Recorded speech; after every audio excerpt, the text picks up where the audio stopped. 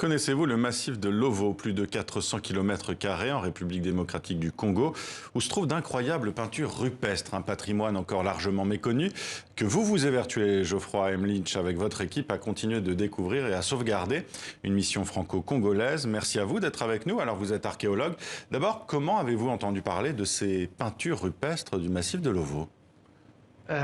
Bonjour, en fait c'est une longue histoire parce que ça commence il y a maintenant 15 ans, donc ça fait quelques années. Donc au tout début en fait j'avais commencé comme tout le monde, enfin comme tout le monde non, à étudier l'art paléolithique, donc les grottes ornées en France. Je dis comme tout le monde parce que c'est plutôt ces grottes là qu'on connaît, comme les grottes de Lascaux, de Chauvet.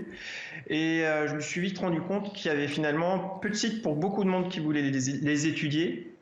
Et je me suis dit, je vais voir un peu ce qui se fait ailleurs. Donc j'ai commencé un peu à m'intéresser à toutes les manifestations rupestres à travers le monde. Et je me suis rendu compte qu'en Afrique, on connaissait surtout les arts rupestres du Sahara ou d'Afrique australe, mais que très peu l'Afrique centrale. Et je me suis dit, là, il y a peut-être quelque chose à faire. Et donc c'est vraiment une histoire de rencontre aussi. Donc je suis parti une première fois au Cameroun avec l'université de Yaoundé et l'Institut de recherche pour le développement.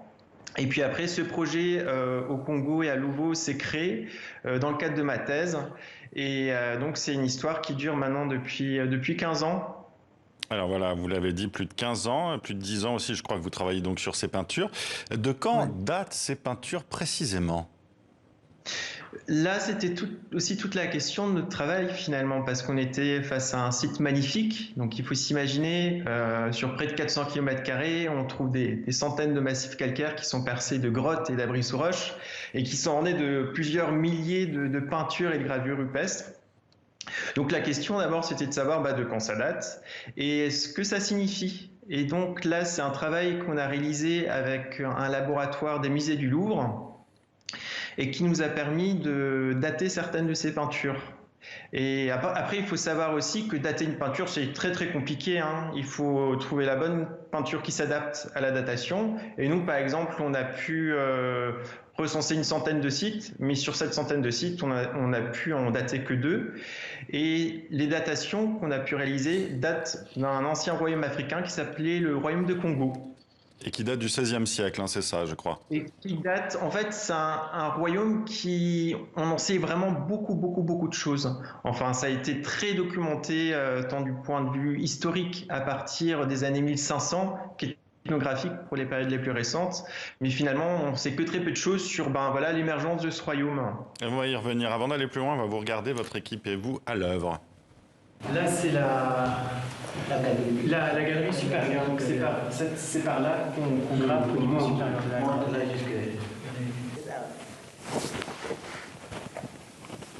Dans la grotte de Tovo, on trouve surtout des dessins noirs qu'on a pu dater et qui sont rattachés donc au royaume de Congo. Mais on trouve par contre deux peintures rouges géométriques ici, qui, comme on peut le voir, sont tracées avec le doigt, comme ça.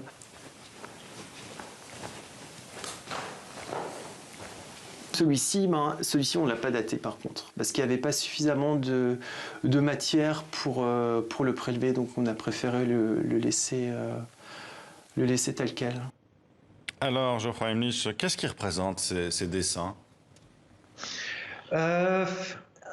Beaucoup de choses, beaucoup de signes géométriques, avec beaucoup de motifs en croix, mais qui peuvent être associés à des animaux, beaucoup de lézards, beaucoup de représentations de lézards.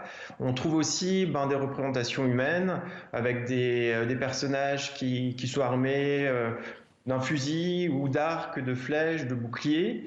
On trouve aussi des personnages, mais plus rarement qu'on appelle dans notre jargon des théranthropes. Les théranthropes, c'est des êtres mythiques en partie humains et en partie animaux. Donc pour le coup, les théranthropes qu'on a pu observer, en fait, c'est des représentations avec une tête humaine et un corps un peu qui ressemble à celui du lézard ou d'un bactracien. Et quelle était leur utilité à ces dessins ? Est-ce que, par exemple, ils servaient à des rituels ? Oui, ça c'était aussi tout le second volet de nos recherches, de savoir ce que pouvaient signifier ces dessins. Et une partie... on a pu rattacher une partie de ces dessins à un ancien rituel datant du royaume de Congo et qui s'appelait le Kimpasi, dont Mpasi c'est la souffrance et Ki c'est le lieu où se déroulait la souffrance. Donc c'est finalement chaque fois que la communauté éprouvait le besoin de remédier au mot qui l'accablait, on faisait un Kimpasi. Et donc une de mes hypothèses, parce que ça reste qu'une hypothèse, hein, ce serait de rattacher certains de ces dessins à cette cérémonie d'initiation. Alors ce travail sur les peintures rupestres, il est important aussi pour recomposer plus précisément l'histoire africaine, quand certains estimaient il y a quelques années, hein, je cite, que l'homme africain n'était pas assez entré dans l'histoire. Effectivement, je suis tout à fait d'accord. Et avec les sites d'art rupestre, on a là un patrimoine qui est exceptionnel, avec un potentiel immense.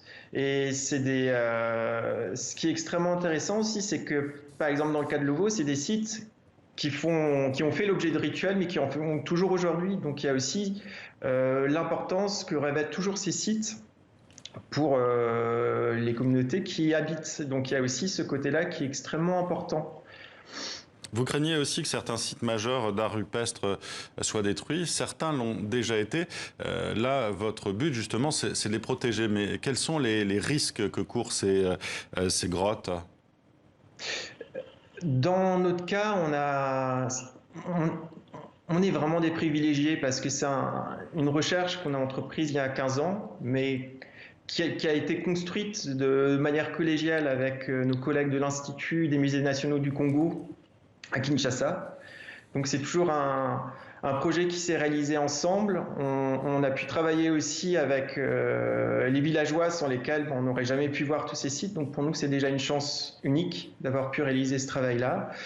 Ensuite, on peut se dire que ces sites sont situés, sont très isolés, proches de la frontière avec l'Angola, et qui ferait peut-être mieux de les laisser tels quels, sans forcément attirer l'attention. Mais finalement, cette attention est portée aussi par les industriels de la région, parce que finalement, ces massifs calcaires, ça attire aussi d'autres intérêts, notamment économiques.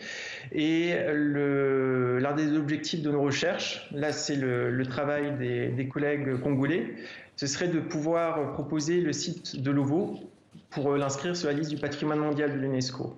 Pour pas qu'il y ait d'exploitation industrielle de ces massifs, c'est ça? Oui. Écoutez, merci beaucoup à vous, Geoffroy Henlich, pour tout cet éclairage sur ce massif de Lovo.